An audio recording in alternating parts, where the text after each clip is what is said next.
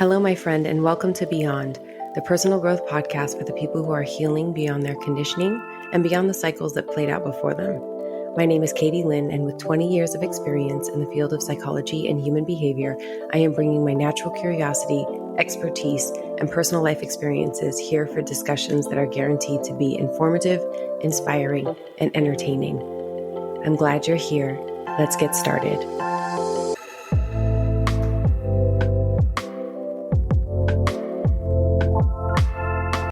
So the first 3 episodes of the Beyond podcast are live. And if you have not listened to them, I encourage you to go back and give each one a listen, comment on which episodes resonate the most for you and what parts of each episode resonate the most.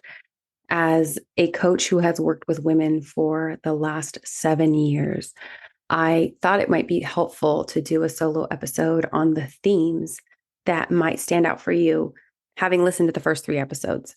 So in our first episode, we talked about the body struggle and having gone through phases of being super fit and then sort of quote unquote losing that fitness and then, working to end the pattern of self-sabotage and really land in a place that is consistent and committed to the routines and the practices that really honor the self-care that we deserve. And in the second episode, we talked about the themes of achievement and how achievement can become a very sneaky way of informing our worthiness and our identity in the world, especially growing up in the context of a culture that really values independence and in some cases, hyper independence out of its women. And the third episode is all about the trauma that was involved in a birthing experience and how to navigate that as you are also navigating family dynamics and being a wife and being a new mother and whatever other roles are calling to you as you find yourself in this new reality. And really, that's the theme that I wanted to tap into today is this idea of a new reality and a new reality for ourselves as we go in and out of these life phases. And what I really, truly, deeply believe about women is that the ultimate theme of being a woman is how courageously and how boldly and consistently can you transform your identity? Because that is essentially what it means, in my opinion, to be a woman. We are only ever transforming and evolving and growing. And I think this is reflected not just in our life cycle. I think it's also reflected in just our natural cycle of our body and its rhythms and how every single month there is a cycle that's happening of beginnings and endings and middle phases. And when we think about transformation as a woman, there's one thing I want you to really remember and put to the forefront of your thought process. And that is that as women, we are highly adaptable. And this is something that can be used for ourselves. And it can also work against us because our adaptability is that we can really become whoever we need to be for the circumstance at hand, which can really be effective if we're talking about building communities, if we're talking about building businesses, if we're talking about, tending to situations that might be stressful or acute. However, over the long term, we also get to remember that we're highly adaptable to by nature. And so it's important for us to keep a pulse on that adaptability and ask ourselves what we may have adapted to that we didn't mean to, that maybe ran unconsciously. And now we're catching it and we're going, oh, shoot, I adapted to that. And I didn't really mean to adapt to that. And it's common for me to hear women say, I was in a relationship and I quote unquote lost myself in that relationship. And what I hear when a woman shares that with me is I hear that she adapted and didn't have the awareness of checking on that and being like, oh, is this, checking in with herself and being like, is this really who I wanted to be? Is this really who I wanted to become? And so as we go through life, knowing that we can leverage that adaptability as a strong quality to know that whatever we start, whatever ideas that we have, whatever dreams that we have, we can adapt to the circumstances that are required for us to bring those to fruition. And also knowing that, whatever circumstance shows up or whatever relationship dynamic that we're facing, we can also adapt to it. So let's make sure that we go in with awareness. Let's make sure that we go in with discernment and clarity. And that leads me to the second point, which is as you go through transformations, no matter if it's with your physical body and your health, no matter if it's with achievements and career and family changes, no matter if it's going through birth and being pregnant and going through the postpartum journey, as you are coming up against these new sort of portals of evolution for who you're becoming, I encourage you to take time out. And you hear me share this on episode 2 and also episode 3, but I encourage you to take time out and let yourself create. Like create yourself ahead of time. And what I mean by that is in your mind's eye, get out a journal, get out a piece of paper, and really start to draw out like this next version of you. Who is she? And not just who is she in terms of like name, career, achievements, beyond that. Who is she and how does she be? What is her beingness like? And what I mean by beingness is like, is she loving? Is she gracious? Is she fierce? Is she steadfast? Is she committed? Is she loyal? Is she discerning? Is she tender? How does she show up to life when life knocks at her door, no matter who it is or what it is?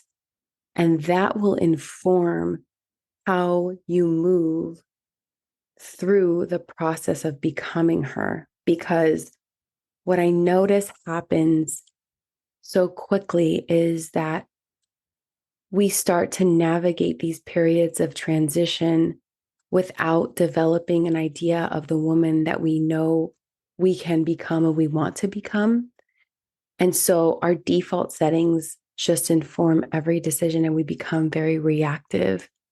And we spend time being reactive under the guise of we're so busy or we're overwhelmed or we have so much going on or whatever, fill in that blank as to why we've been reactive, but that reactivity takes over. And sometimes we don't come out of it for a couple of years. And so my intention as I share this episode with you, this solo episode, and as I encourage you to go back and listen to the first 3 is to ask yourself, in what ways have I adapted to my present, to the version of me now? In what ways have I adapted? Have I adapted in my job? Have I adapted in my relationships? Have I adapted in my dreams, in my hobbies, in my self-care? In what ways have I really adapted? And also, in what ways have I not adapted? In what ways have I clung to maybe some thought patterns or some habits or some beliefs that are outdated or expired or not in an alignment with the woman that I say that I want to be? And then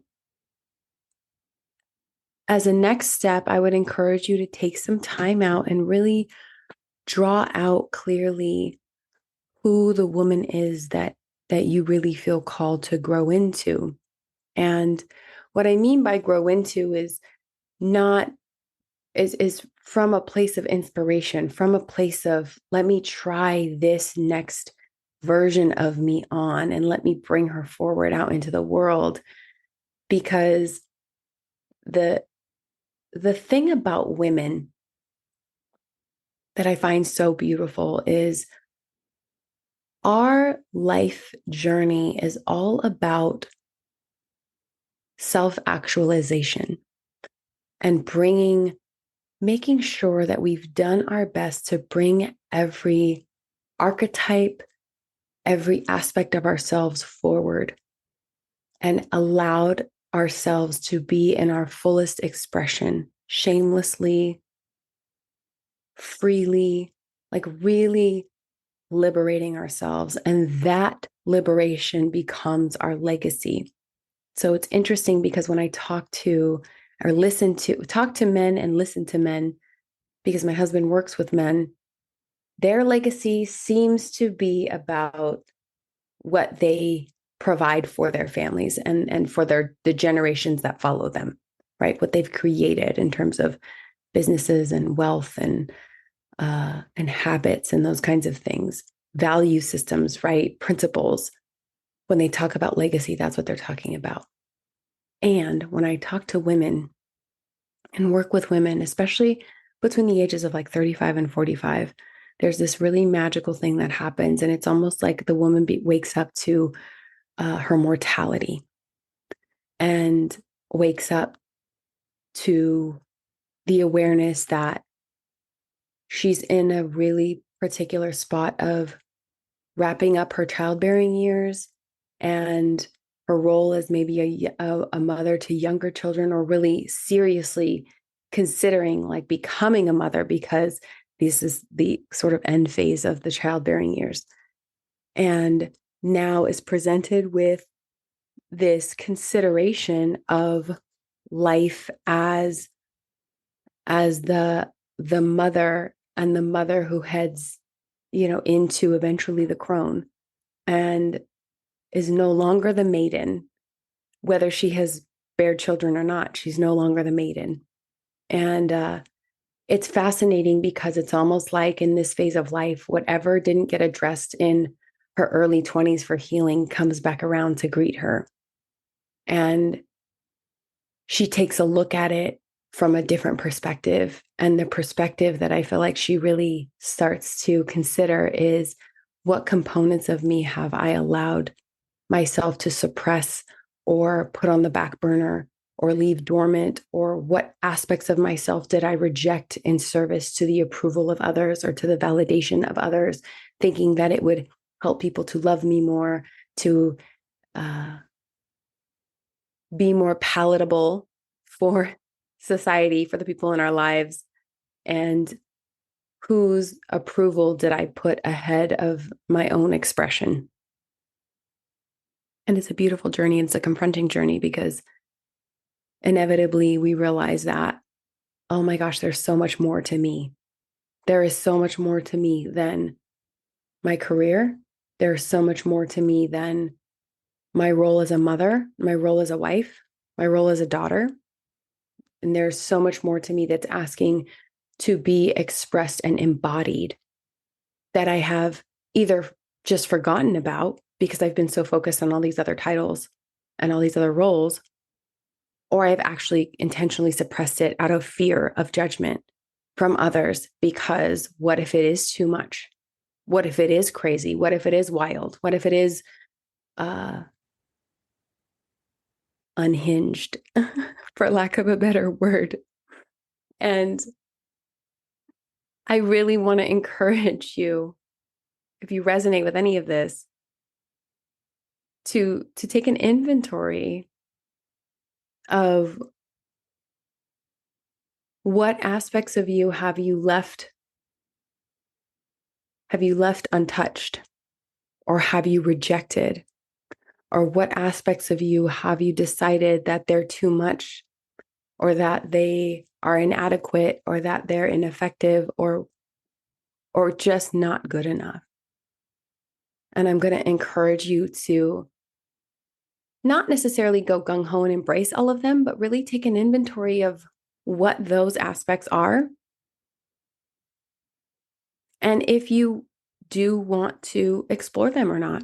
And my intention here is to bring you to a point of conscious choice, so that you can say, I consciously said no to that. I made a very informed, well-grounded choice on saying no to that. Because in our early lives, in our teens and in our 20s, we often are so consumed with like the belonging and approval. And then as we really grow and mature into the awareness that, like, wow, this life is a thing that's moving, and who do I want to be, and what do I want to leave behind, and what do I want to teach the world with my presence? As we head into that life phase, I think the thing that we're really working towards is making sure that we minimize our regrets, that we minimize how much we give of ourselves in service to the appeasement of others, and maximize how much we give of ourselves for the sake of ensuring that we don't have a whole lot of regret by the time that we reach our final breaths. As you listen to the first 3 episodes, in the first episode, I asked Amy, how many more chapters are going to be written with the theme of self-sabotage. In the second and third episodes, I encourage Bree to really look at manifesting beyond what her dream was, because her dream became a reality. And so it's like, what's next? From a heart-centered divine place, connect to God and ask what's next, and allow yourself to be guided and allow yourself to be uplifted and creative in that process as a participant, as an active participant. And then in the third episode, I encourage Morgan to do the same thing. I encourage her to take some time and really think about, where is this next chapter leading her and who is she going to be in it? And I think too often, one of the catalysts of regret is that we've just let our conditioning sort of take over, and we've gone on autopilot, and we've just spent our whole lives adapting rather than pausing for a moment or taking a step back and remembering that our power is that we are highly adaptable, and we do have the power as women of transformations, of birth and creativity and alchemy, and that we can be active participants in that. And that, sure, there is a higher power that's governing everything, that's working in service to our highest good. And how do we meet that higher power and say, I'm here and I'm willing. I'm here and I'm willing to be an active participant and to look at the things that I may have judged as wrong or bad or negative or not good enough. And I'm here to reevaluate them and take inventory so that in this next phase of my life, I can be in a very clear, grounded place and say, yes, that's me. I did that. I moved that way. I chose it. I can be in ownership, and being in ownership means that I'm liberated and I'm free. And I'm free to really enjoy every aspect of this human experience. That's the goal. As we complete this episode, I would love to know your insights, takeaways, and feedback. You can message me on Instagram at Katie Lynn Rojano, or send them via email to katie@katielynnrojano.com. Any products or digital downloads I mentioned can be found via the link in my Instagram bio. If you enjoyed this episode, I encourage you to share it with at least one friend and leave a 5-star review so we can get these impactful dialogues into the lives of even more people. I would also like to thank my guest for their vulnerability and generosity in allowing us to learn from them and grow alongside them. Until next time, friends, let's go beyond.